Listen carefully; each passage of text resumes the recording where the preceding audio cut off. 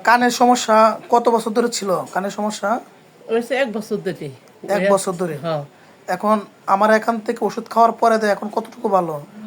মেলাটাই কইছে যে 3 ভাগে 2 ভাগে কমে আচ্ছা, গেছে, 1 ভাগ রয়ে গেছে। 100-র মধ্যে কি 90 ভাগ ভালো? হ্যাঁ হ্যাঁ হ্যাঁ 90 ভাগ ভালো, 10 ভাগ রয়ে গেছে না? হ্যাঁ হ্যাঁ। শুরু করিতেছি পরম করুণাময় আল্লাহ রাব্বুল আলামিনের নামে, যিনি আমাকে সৃষ্টি করেছেন।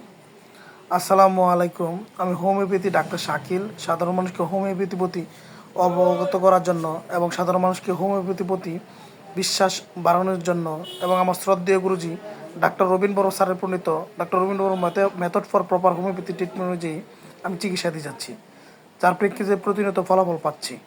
এই ফলাফল শুধু আমার একার নয়, দুই বাংলায় যারা ক্লাসিক্যাল চিকিৎসা করে সকলের।